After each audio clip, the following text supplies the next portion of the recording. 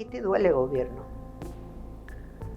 ¿Qué tiene que pasar para que voltees y digas que existen las mujeres? ¡Que resuene fuerte! ¡Nos queremos vivas! Manchando las calles de sangre y no les importa, no les indigna tanto como los monumentos. ¡Y una menos! ¡Y una menos! ¡Justicia! ¡Justicia! ¡Escucha! ¡Y toda la una! ¡Respondemos todas! ¿Qué tal, amigos del Sol de México? Mi nombre es Sara Lovera, soy periodista. Estamos en un trabajo especial alrededor de los 111 años de la conmemoración del 8 de marzo. Hoy vamos a platicar con la doctora Patricia Olamendi, una autoridad en materia jurídica y social, una activista y una integrante de Nosotras Tenemos Otros Datos. Muchas gracias, Sara. Bueno, empecemos a charlar un poco. ¿Tú cómo ves en dónde estamos? Hemos conseguido muchas cosas como mujeres, muchas leyes, yo diría que hasta algunos avances. ¿Dónde estamos? Bueno, como tú bien lo sabes, creo que en los últimos 30 años las mujeres mexicanas, yo digo que corrimos un maratón porque logramos cambios sustantivos en la legislación mexicana. Yo le llamo una nueva realidad jurídica para las mujeres en México. Hace 30 años mucho de lo que hoy tenemos no existía. Y hoy en día pues tenemos un marco normativo que podemos presumirlo en el mundo, donde no solo se reconocen derechos, sino se avanzan hacia la construcción de políticas públicas y presupuestos con perspectiva de género. Y bueno, tenemos la paridad, no solamente en el ámbito electoral, sino también la paridad, que hay que construirla en todos los cargos de la administración pública, federal, municipal y local. Entonces, creo que hay avances sustantivos y bueno, logramos tener un recurso etiquetado con los presupuestos con perspectiva de género, que bueno, finalmente harían la diferencia. Y hemos impactado de tal manera en la legislación que la ley de planeación para la política pública tiene que tener perspectiva de género. La ley de presupuestación y responsabilidad hacendaria también lo tiene que tener. Pero sin embargo, en estos 2 últimos años, y quiero ser muy clara, veníamos avanzando hacia un conjunto de acciones que materializara los derechos. Es decir, trasladar de la ley, de la igualdad formal a la igualdad real. Aunque íbamos con claroscuros. Adelante. Con todos claros oscuros, por supuesto. La lucha del feminismo siempre ha sido así. Sí, claro. O sea, no podemos decir que se nos ha dado o se nos ha otorgado, ha sido una lucha constante, permanente, pero había una característica del movimiento feminista en México y era esa, ¿qué te diré?, conjunto de acciones que no importaba dónde estuvieras, desarrollaban. Había cierta unidad de acción para llevar a cabo los grandes cambios que hicimos y bueno, pues tú misma lo has visto a lo largo de los años, cómo fuimos construyendo espacios plurales para avanzar en esta igualdad. Y a partir de la llegada del presidente Andrés Manuel, viene un tema que era inconcebible, el crear o el derecho a estar organizadas. Es parte de los derechos políticos de las mujeres, establecido en los tratados internacionales. La CEDAW es todavía más específica porque dice organizaciones no gubernamentales. ¿Está en la Constitución también? Está en la Constitución. Y entonces viene esta primera, la circular 1 del presidente, donde señala que no habrá ya una relación con las organizaciones no gubernamentales y prohíbe de alguna manera este trabajo conjunto que se había venido desarrollando. O sea, quiere decir que al señalar eso se pensó que era solo económico, pero no. ¿También rompe relaciones políticas con las organizaciones? Pues prácticamente sí, porque le dicen no eres bienvenida. ¿Dónde venían trabajando las organizaciones? Primero creo que el fomentar la organización ciudadana pues es un deber de un Estado democrático. porque estás avanzando en los derechos políticos, libertad de expresión, de asociación, de reunión, de manifestación. Y creo que fomentar la organización en México, la organización de las mujeres nos permitió avances. De hecho, muchas instancias que existen fueron gracias a que las organizaciones de mujeres participaron junto con el Estado en el desarrollo de proyectos. Tú recordarás la primera campaña que hicimos para evitar la muerte de mujeres por cáncer cervicuterino y de mama, en el primer programa de la mujer, que de ahí salieron nuestros primeros camiones equipados para pedirle a las mujeres que por favor se hicieran su examen para prevenir el cáncer, ¿verdad? Sí, lo que no dije en la presentación es que fuiste la primera, pues directora, era entonces así, del Instituto de las Mujeres de la Ciudad de México. En la época se llamaba el programa, ¿no? El programa se llamaba así. El programa para la igualdad ProMujer. Y en ese momento iniciamos un camino que se mantuvo durante muchos años con el sector salud. Un camino que llevó a que incluso se tuviera un centro especializado en el sector salud para los temas relativos a los derechos sexuales y reproductivos de las mujeres. Centro que ya cambió de nombre, ya es de la diversidad. No entiendo por qué. Bueno, ¿Por qué? Esa es la otra gran discusión de... No entiendo por qué. Porque los derechos reproductivos pues son solamente de las mujeres. Entonces no entiendo, es una función biológica que nos tocó en la vida por aquello de que tenemos diferentes cromosomas, ¿no? Pero bueno, este centro permitió muchos de los temas de prevención de cáncer cervicuterino y de mama, los exámenes gratuitos, incluso el tratamiento a través de la entrega de reactivos, el que estuvieran en el Seguro Popular considerados estos como enfermedad de apoyo, la vacuna para las niñas para evitar el papiloma humano, el contagio. Y hoy, en este último presupuesto, Sara, y en verdad me genera un dolor, este último presupuesto se atrevieron a dejar casi sin recursos ese programa. Por poner un ejemplo. Por poner un ejemplo que es además devastador, porque es decir, ahora las mujeres van a morir por lo que luchamos tantos años que evitar que murieran, porque no van a tener los recursos para un tratamiento, o la niña no va a tener la vacuna para evitar un contagio que puede salvar su vida. En verdad me genera un dolor impresionante. Yo no sé con qué cara las legisladoras, las diputadas, permitieron esto. No entiendo, y no entiendo con qué cara el gobierno desaparece estos recursos. ¿Y fue por el COVID? Mira, muchas cosas. Si tú ves esto es algo muy impresionante, increíble, pero es cierto. Yo tengo la manía de leer las normas, ¿verdad? Ajá, y los sí, reglamentos. Sí. Los reglamentos. Y todo eso, porque bueno, no lo puedo evitar. Y leyendo los acuerdos presidenciales con respecto al COVID, te encuentras dentro de los temas esenciales en este periodo de pandemia. Tren Maya, refinería de Dos Bocas, aeropuerto, y dices, perdón, ¿cómo que qué parte de esencial con respecto a la vida de las personas tiene el Tren Maya en este momento? Si la construcción se La atención a embarazadas debería ser. Pues la atención a la violencia que creció tremendamente. Digo, el año pasado tuvimos 220,000 carpetas de investigación, es decir, que sí se integraron por violencia familiar. Es un dato. Nos fuimos a uno de los delitos más comunes, más altos, de alto impacto en México. Y la vida de las personas, por supuesto. ¿Cuáles son los tratamientos? ¿Qué pasa?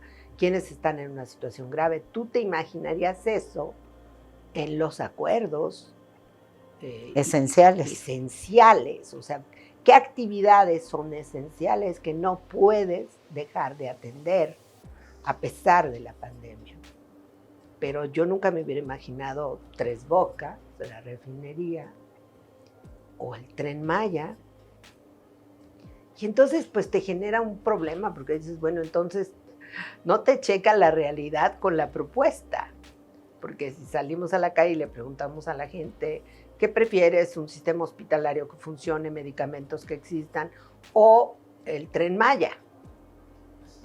Quizá pues la pregunta tal puede molestar a algunos, decirle, por supuesto que prefiero vivir, ¿no? Y además algunas cosas para las mujeres, con los datos de violencia en los hogares durante la pandemia. De salud. El tema de la salud, el problema de los programas de cáncer. Y todas estas cosas que se tendrían que seguir atendiendo a pesar de los gastos que se van a tener o que se han tenido por la ampliación de hospitales o por la compra de las vacunas o por lo que sea. Pero además yo veo un problema más de fondo y es que esta actitud impulsada desde el jefe de Estado mexicano hacia las feministas o el movimiento de mujeres también ha generado un rompimiento en la vida real. Porque, bueno, yo hice política, digamos, los últimos 40 años de mi vida. Así es. O más. Y de alguna manera eran autoridades resistentes, omisas, complicadas, alguna gente con una manera de pensar muy misógina, pero había un diálogo que no se rompía. Al final de cuentas, había una interlocución. Yo en este momento no encuentro interlocución, no veo interlocución. Y ni siquiera algunos pasos a propósito de las dos crisis, la económica y la sanitaria, no hay manera. ¿Y estas mujeres que son la mitad en el gobierno? Pues fíjate que yo con algunas de ellas siempre me parecieron mujeres muy respetables e incluso en algún momento hubo una muy buena relación. Yo recuerdo cuando yo era subsecretaria de Relaciones Exteriores, la ministra Sánchez Cordero siempre fue invitada a los eventos importantes. De hecho, la propusimos como ponente en muchos eventos. Senadoras, diputadas, que ahora son, también fueron siempre muy bien recibidas. Incluso había una buena relación de trato con varias de ellas, ¿no? Y tú te hubieras esperado que la llegada de ellas hiciera un cambio cualitativo. Decías, bueno, al presidente ya lo conocíamos algunas personas y ya sabíamos que no precisamente era muy solidario con los temas de mujeres. Nosotros en la Ciudad de México, nosotras creamos los centros integrales de apoyo a la mujer, por ejemplo, como una medida preventiva para la violencia, que eran muy exitosos y siempre estuvieron llenos. O sea, desde el día 1 que lo abrimos, ahí los ayudábamos a terminar la carrera, tenían asesoría médica, asesoría psicológica, cuidado para sus hijos, bolsa de trabajo, etcétera, y los centros eran muy visitados. Cuando llega el presidente López Obrador, pues los centros desaparecen. Son totalmente cerrados. Es decir, se acabó una política preventiva y pues esto es una realidad. Entonces tú pensabas que, bueno, iba a haber un diálogo interesante, ¿no? Ese diálogo no se ha dado. No se ha dado. Incluso había mecanismos establecidos jurídicamente, los consejos consultivos del Instituto Nacional de las Mujeres, los consejos que en algunos casos están incluso en la ley, en los institutos estatales, en el del gobierno de la Ciudad de México, por supuesto. No hay diálogo ni por la crisis. Es decir, cuando aparecen los datos de las mujeres que van a los refugios, uno imaginaría que íbamos a volver a aquella normalidad, ¿no? Que llamaban a todos los grupos un poco para ver cómo enfrentar un problema, ¿no? Sí, yo esperaba y de hecho por eso surge Nosotras Tenemos Otros Datos. Cuando empieza a crecer este tema de la pandemia y empezamos a ver una inacción del Estado y empiezan las llamadas desesperadas al 911 de mujeres preocupadas por su situación y vemos que no disminuye a pesar de la pandemia la violencia sexual, la violencia física, por supuesto el feminicidio. Y entonces buscamos entablar una relación con el gobierno, decir, bueno, ¿cómo le entramos juntas? O Claro. sea, porque estamos en una pandemia que no importa si eres de un partido u otro, los partidos son intrascendentes en momentos críticos como estos, la verdad. Sí. Y no hubo esa respuesta. No hubo esa respuesta, al contrario, hubo señalamientos muy fuertes de parte del jefe del Estado sin que nadie dijera nada, o que avalaban las mismas integrantes del gobierno, por ejemplo, el decir que las feministas mentíamos, que las denuncias eran falsas. Después quedó claro que no eran falsas, por supuesto, y que no mentíamos, estaban creciendo y creciendo la violencia. Pero hasta la fecha no hemos mantenido una reunión que permita decir dónde están los problemas, porque el feminismo en México ha tenido una característica que no es fácil que lo tengan en el mundo, y es que ha sido muy propositivo. Sí, eso distingue con relación a otros estados, por historia incluso. Exactamente, el feminismo en México siempre llega con una propuesta de solución, y tú lo ves en toda la política pública. De hecho, los refugios surgen en ese marco de propuesta. Así es. De poder coadyuvar para la atención a las mujeres. Se crean los espacios, las fiscalías, los centros de atención, etcétera, con una visión de propuesta, las unidades municipales, etcétera. Todo eso sería muy útil ahora, en esta crisis. Es necesario porque independientemente de la política, las mujeres y las niñas tienen necesidades muy graves, muy fuertes, y es bien doloroso lo que está pasando con esta actitud.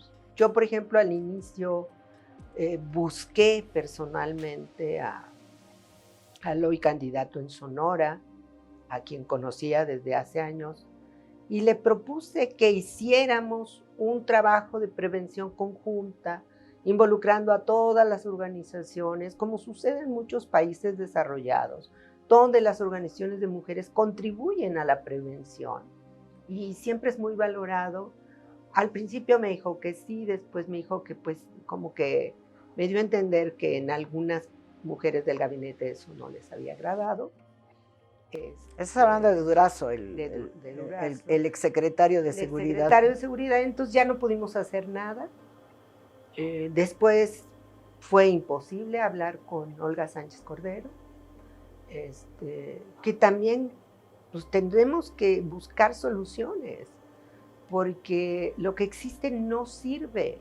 Las alertas de violencia de género no han funcionado, no están dando los resultados.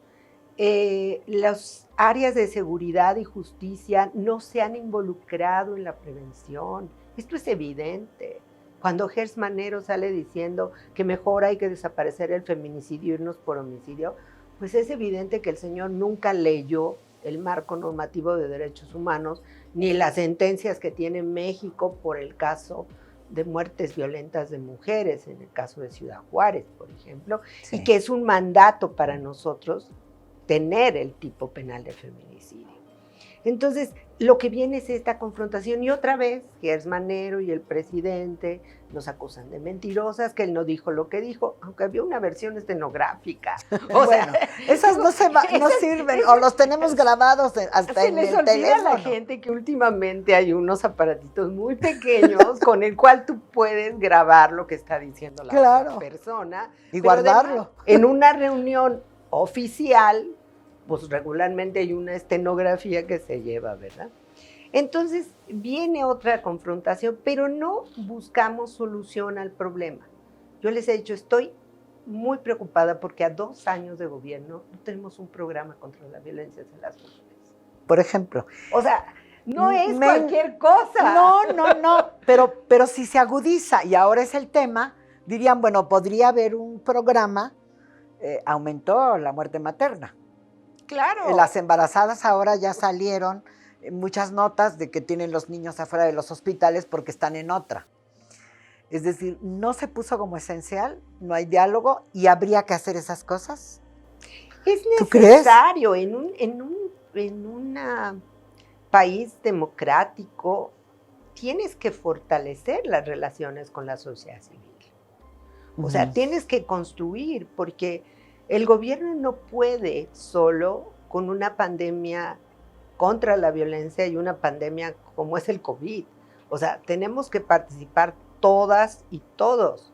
Y lo que le pides al gobierno no son cosas fuera de la realidad. Le estás pidiendo, cumple con la ley.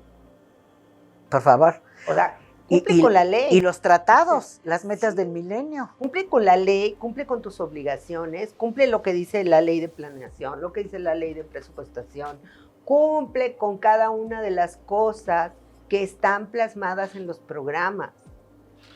O sea, es increíble que no exista esta actitud.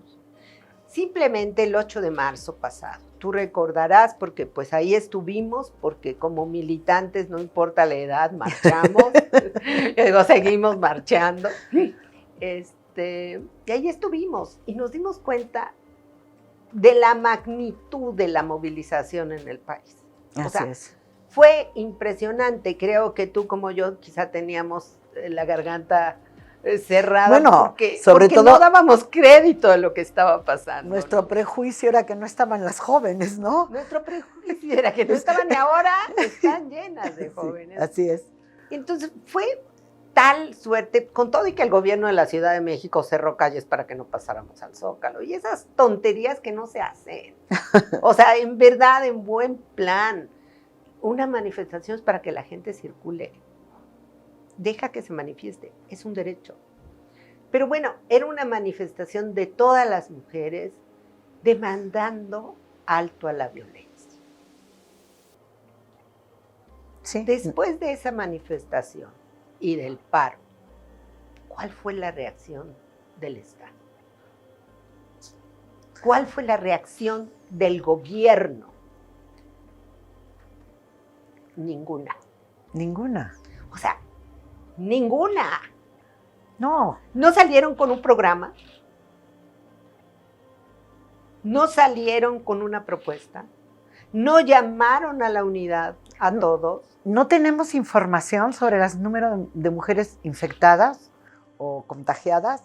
No sabemos, no está, acaban de decir que no está en ninguna lista de niños huérfanos por COVID. Ahora salió... No tenemos desagregados por sexo, que fue nuestra batalla sí, a principios de los 90. Oye, Así INEGI, tienes que tener desagregado por sexo las cosas. No tenemos desagregados por sexo, no tenemos estadística desagregada en muchísimas cosas, sobre todo en esta pandemia.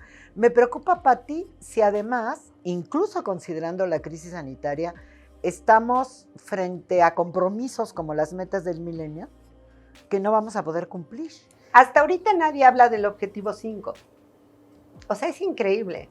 Estamos a 9 años de que se cumpla. Y lo primero que dice el objetivo 5 es eliminar toda forma de discriminación y de violencia contra las mujeres.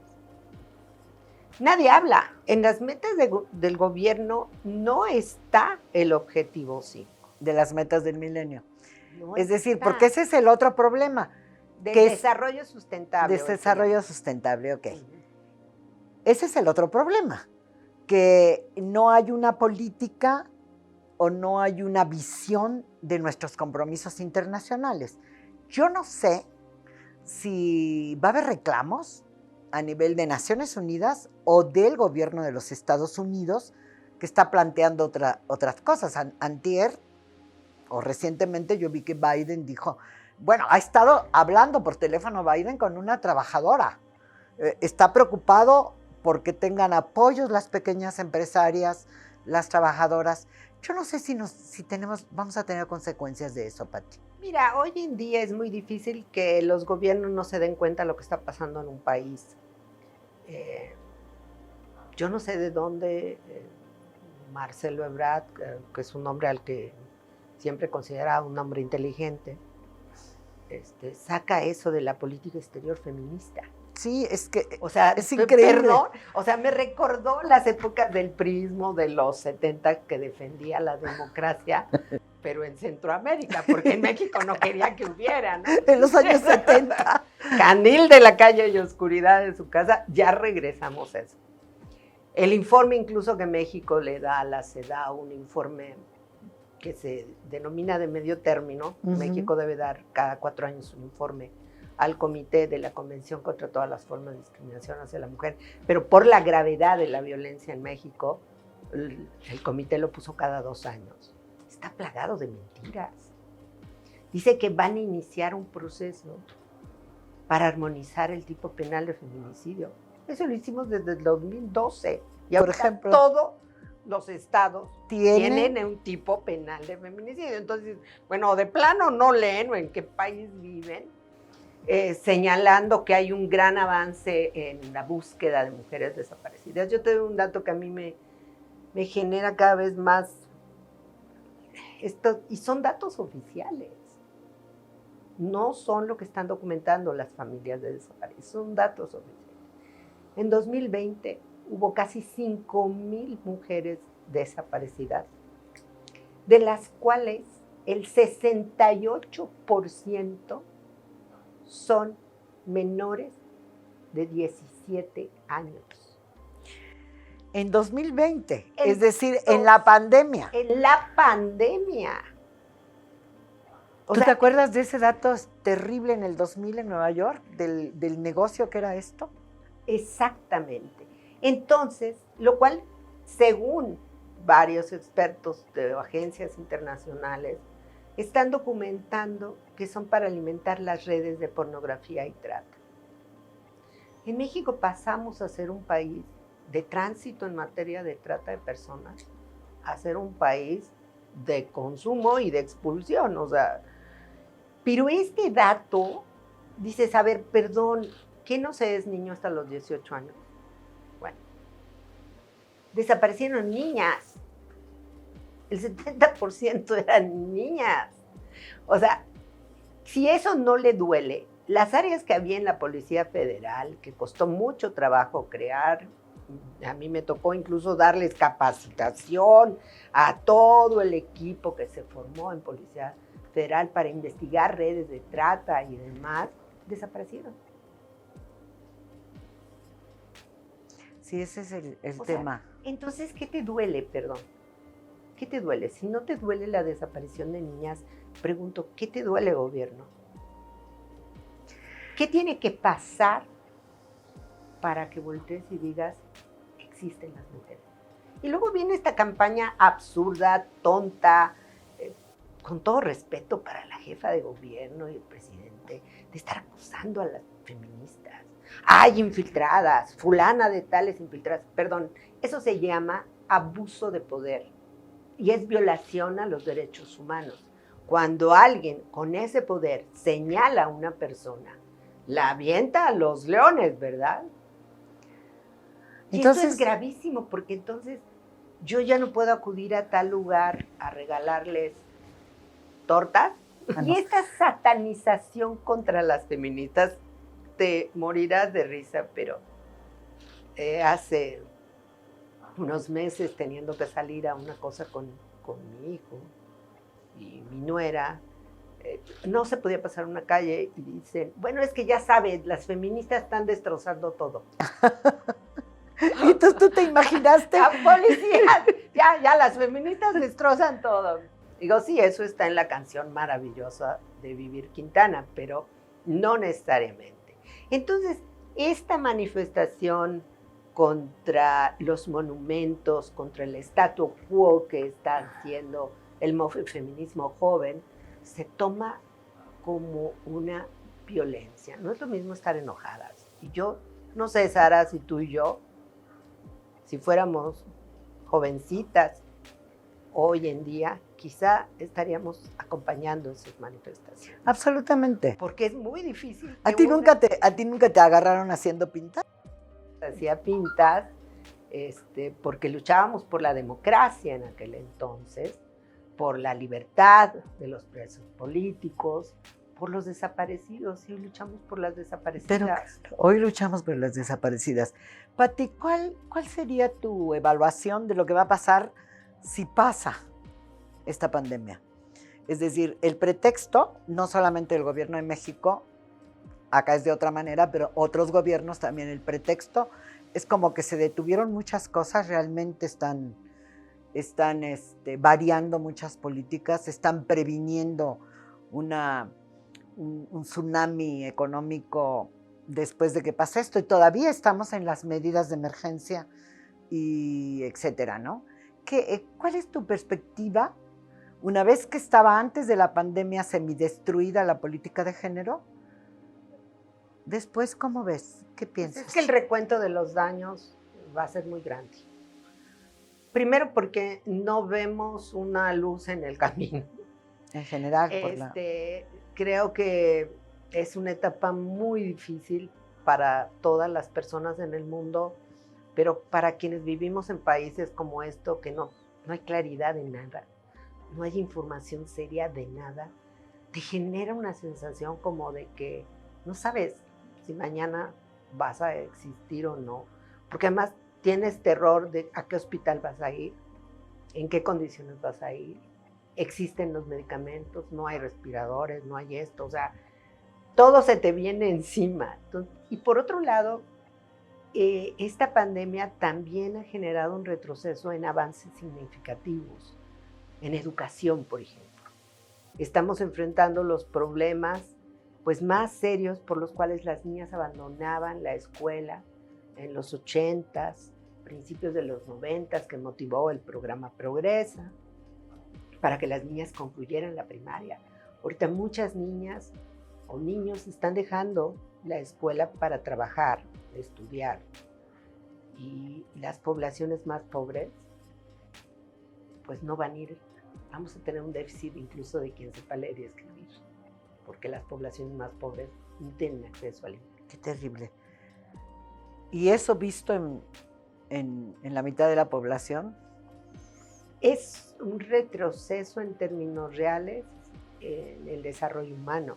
Sin educación es muy difícil. Es un retroceso en el empleo para las mujeres.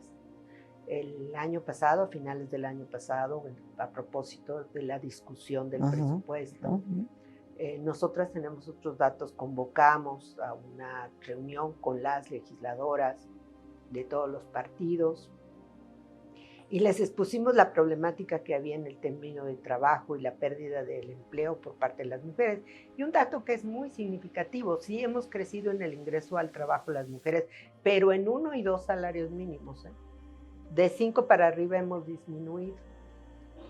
Entonces, les pedimos que todas las mujeres que han perdido su negocio pequeño, muchos de los negocios son lo que conocemos como changarro, ¿verdad? Que vendo esto, que pongo esto, que hago. Y otros que son empleos con 1 o 2 salarios mínimos, que por lo menos hubiera una renta básica durante 3 meses de salario mínimo para esas jefas de familia que no tienen manera de sobrevivir. Y un dato bien grave, las jefas de familia en promedio mantienen a 5 personas o 4 personas, entre hijos, madre, etcétera. Es mucho la carga para ellas. No se aceptó ni siquiera eso. Porque para eso estaban los programas de Jóvenes Construyendo el Futuro, que hoy sale que es un mega fraude, adultos mayores, que son los programas, por cierto, el anexo 13, que era el anexo económico para la igualdad, ahora la partida presupuestal destinada es adultos mayores. Esa es la mayor parte del dinero ahí, o sea, creo que quedaron como 2 de becas o no sé qué. Cambiaron todo para meter ahí, decir, ahí está su anexo 13, sí, pero ya no sirve para esto, es para adultos mayores. Porque no creo que en el gobierno haría falta una discusión de qué entienden por igualdad.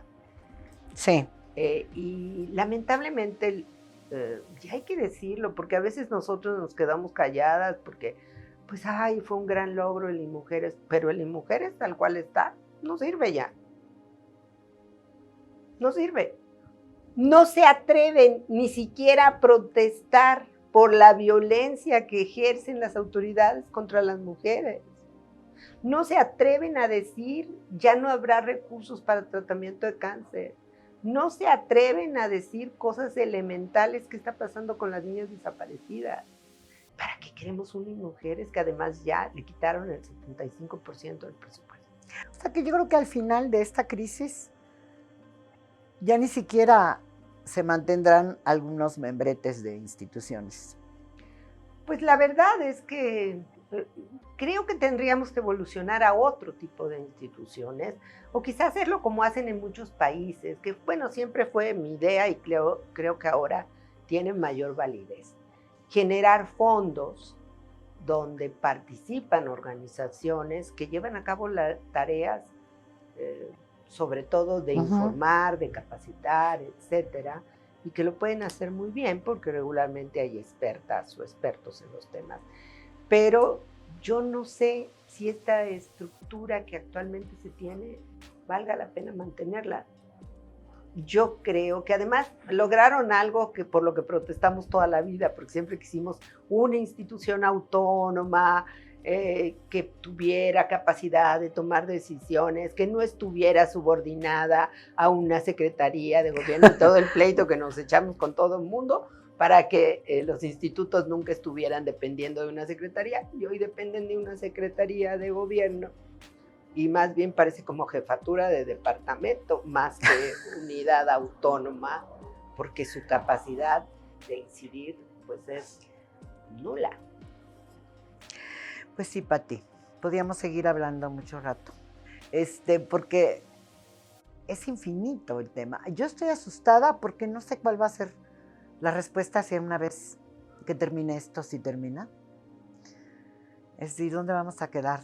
Las mujeres llenas de muchos estragos al final del camino, porque la violencia en la casa ahí está, el desgaste de las mujeres con las niñas, el tema de las embarazadas no atendidas o contagiadas por tener la necesidad de ir a un hospital, los programas preventivos inexistentes.